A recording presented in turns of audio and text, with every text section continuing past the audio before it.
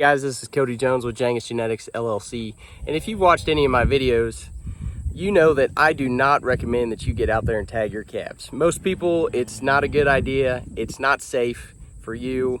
It stresses the calf. It stresses the cow. Why add that extra pressure on an animal that just needs all the help they can get to thrive and survive and gain weight? You immediately put them at a disadvantage when you do this. So that being said, I do it. You can call me a hypocrite if you want, but I'm doing it for my customers to make sure that I'm providing what I say I am. Calving ease. I can tell you I can tell you what the weights are, the exact weights on these calves that I weigh, and I get to see how they grow out. And I think that's all important for my customers and what I'm trying to do. But if you are not doing that, and even, if you're not having any problems, I wouldn't recommend that you get out there and tag and weigh your calves. But I do think that it's important to be able to identify your calves. And I think it's important that if you have an issue, like a sick calf or something like that, I think a tag is a good thing to be able to point it out and find it later. So with that being said, what I would like to do is I would like to flip you around and show you what I would look for if I didn't have a tag in these calves. How to identify mom, how to match them up with mom and baby. The only issues that I really have, because I cull pretty hard, is with a cow not being able to figure it out, is if you have a new baby with a heifer mama, and that heifer, sometimes heifers just lose their mind, sometimes they get distracted, sometimes they get thirsty, sometimes they get hungry. They just don't have those instincts sometimes, and the harder I cull my cow herd and my heifer herd, that goes away. But if you're buying sale barn cattle, or you don't see your cows every day, that's hard. So let's flip it around. Let's talk about it. Let's be able to identify mom and baby in a few ways that you can tell if they're not responding really well. So we've got, I don't know, there's probably 10 babies here in this little section. I got quite a few more over there. So the first thing that I would do if I was checking cattle and I had my options, my ruthers, right, is check them first thing in the morning when they get up and they'll nurse. Check them in the evening right before they go to bed, because normally they'll be pairing up. The cows will be getting up, they'll get ready to nurse. Just like a deer hunting, you hunt in the mornings, you hunt in the afternoons, late afternoons, the early evenings. Those cattle are getting up, they're getting ready to go, and they're gonna feed those calves at the same time. And so that's a great time to do it. Other than that, anytime that these cows are laying down, if you come into a bunch sometimes in the afternoons or something, I'll have pretty good luck and I'll stand them up. And if that calf's healthy, it's gonna get up, it's gonna nurse. As far as being able to tell if a calf needs help,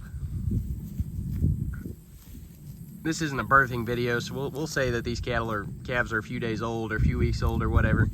Anytime you get a calf up that's been laying, they need to stretch. And they will stretch. Now, if you spook them, sometimes they'll stretch on the run, so you kind of gotta watch for that. But if we find a calf that's been laying down for a while, they'll get up, they'll stretch. Definitely watch for that. It's a good sign they're healthy. Their ears are gonna be perked up. I don't know if you can see it very well in this. Yeah, these calves, they're up, they're alert. He's hiding his ears, but they're up, they're forward, he's listening to me, paying attention. If his ears are down, that's a sure sign that he's got a health problem. If they're panting real hard, if you're calving in the summertime, that might just be a sign that they're warm. But if they're drooling or they're panting and it's evening or morning when it's cool, that's definitely a good sign of pneumonia. Something you want to be watching for, maybe get it in, doctor it if it looks that bad. If it's real sick and it's laying there and it's lethargic, you touch the nose. The nose will give you the temperature on those calves. If it's dry, that's a bad sign. If it's, if they got mucus or they're drooling running out of their mouth, that's a bad sign. If a calf stands up and he coughs, pay attention, be looking for pneumonia. Other thing to be looking for, maggots. If you're calving in fly season, maggots is something that, if you're not paying attention, it's kind of a quiet thing. You can normally, when it gets bad enough, you'll see it, but definitely be looking around the tail head, the bottom, making sure they're not excessively swishing their tail, that kind of thing. But you get pretty good at identifying sick calves. Well, hopefully you don't, but over the years you probably will. Pink eye, You can see that pretty easy. Calf gets a weepy eye, starts to turn colors, that kind of thing. Those are usually your general health issues: pneumonia, pink eye, scours, running manure, getting dehydrated. Not something I have too many issues with, but I know there's some herds that have it. So anyway, this is a cow ID video. Being able to pair them up. So one thing you have to be very careful of with baby calves, if you get them up and you scare them, sometimes they just run and they don't stop for a long time. If you move the cows into a new paddock or new pasture or something, you go back, you find a baby calf, you jump him up, he's going to go to where the last place was he saw mom. And if that's 3 miles back the other way, that's a problem, right? So, be aware of what you're doing and the issues that you're going to cause when you're doing these things. That's why I said when you're looking at a sick calf, hopefully mama's going to be right there. And so you can see, I would consider these my better cows, the cows that are right up here with their calves. The easiest way to know if a cow and a calf pair up, if they get up and get to nursing. That's a pair. Now, if there's another calf, or if this calf was sneaking up behind her, sometimes that's robbing. That's a sign that calf's not getting very good milk. But, that she claims that calf, that's her calf. She's sniffing its butt. She's talking to it. 110%, no issues. That is a match. You just guarantee that. Like I said, if there's another calf snug up behind it nursing, and that's questionable, because it might just be a robber calf. Now this is okay. So you see how she sniffed that calf more than once? That's probably her calf. Now that's not a guarantee. I've got 2 cows there, and that might be another cow coming up to claim that one. But if that cow continues to follow around that calf and sniffs it a few times, yeah, that's probably hers. Again, that's not a guarantee, but I've got these tags so I can tell you for sure. If that calf makes any noise, a lot of times that cow will come back. So if it's real sick and you pick it up, sometimes that cow will come back. If she's a good cow, she will. But, again, heifers, sometimes you'll tag a heifer and, yep, there you go. That is her calf. It's going to start nursing here in a second.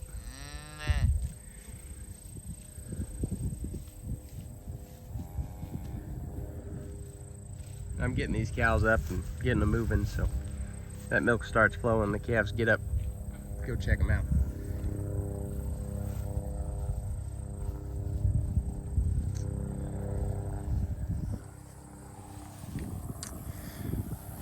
Let's see if I can find one that hasn't stretched yet. They were all laying over here earlier.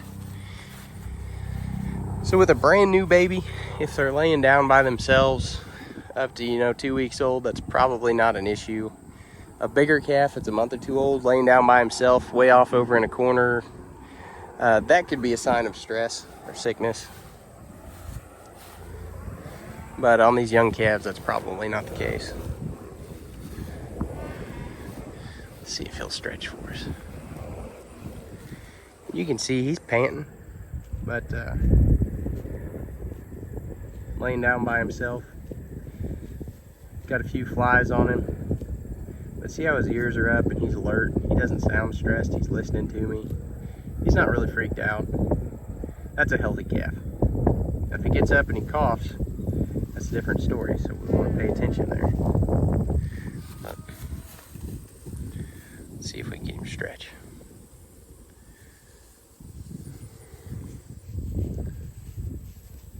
Get up and have a bowel movement. That's good. He was standing just a few minutes ago, so he's probably not going to give us a very good stretch. But sometimes it's not a big stretch, especially if they get up and kind of get to moving like that. Sometimes it's not a big stretch.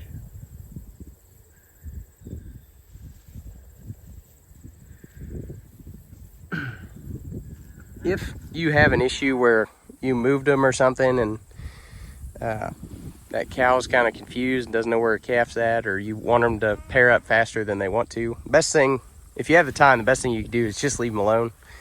and let that cow go back and grab that calf. So like I said, sometimes you'll spook that calf or get them riled up and they'll just take off running. But that cow's udder is going to get full. She's going to get her belly full. She's going to go back and find it. She knows where she left it. That's a good way to pair them up.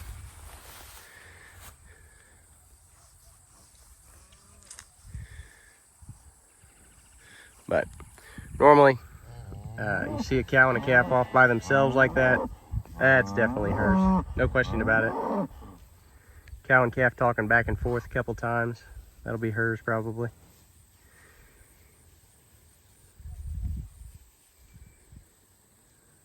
See, there's a heifer in the middle, so you gotta, you know, if you're gonna move them or something like this, ideally, I guess you'd pair them up for a day or two, kind of isolate them, make sure that that's a match.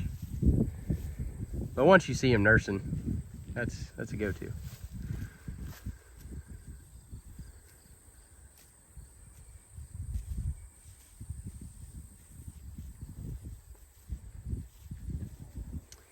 Yeah, see, she's chasing that calf down. She's sniffing his bottom.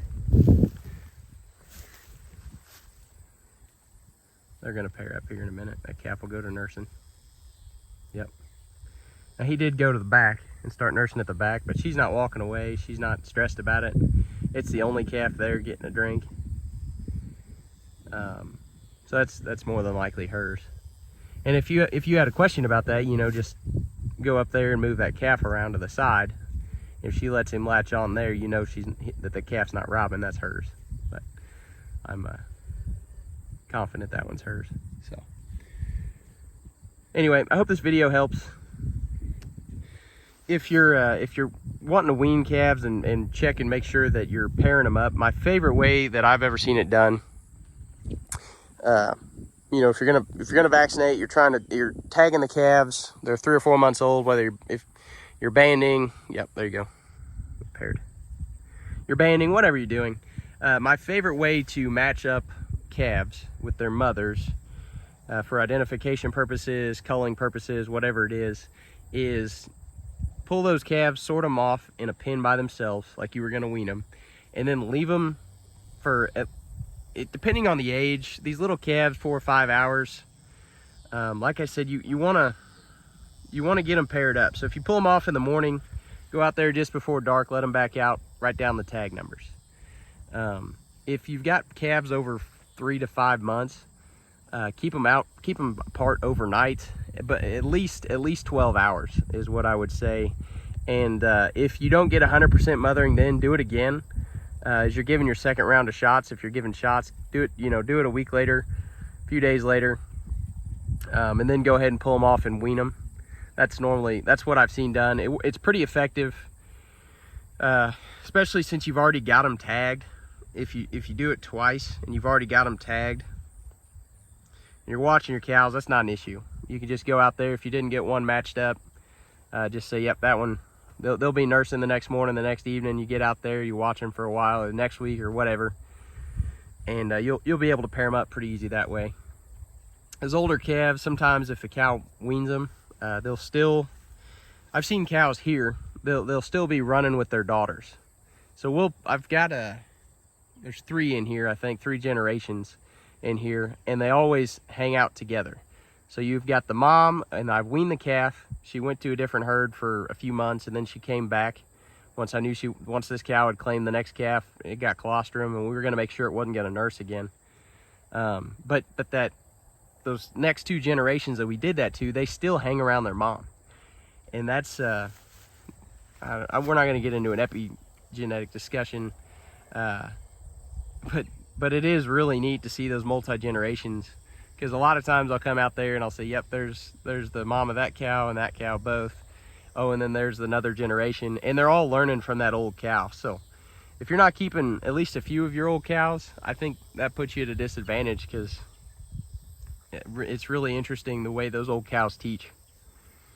Nature's an awesome system, and those young ones learn from the old ones. So anyway, I hope this helps if you're trying to pair up your calves and your cows. Kind of what I would recommend if you're not gonna be silly like me and go out there and tag your calves and weigh them and stress them out and do all these other things. This is a much more natural way to do it, better way to do it in my opinion, safer for sure.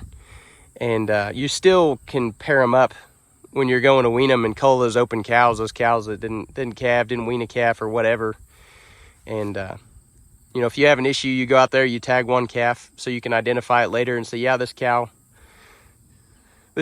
calf had an issue on X date. This is what we did. This is a culling reason for both of them. We'll get rid of them both because we tagged them. So it's, you know, break your rules, make your rules, you know, whatever you need to do to be profitable and happy in this business.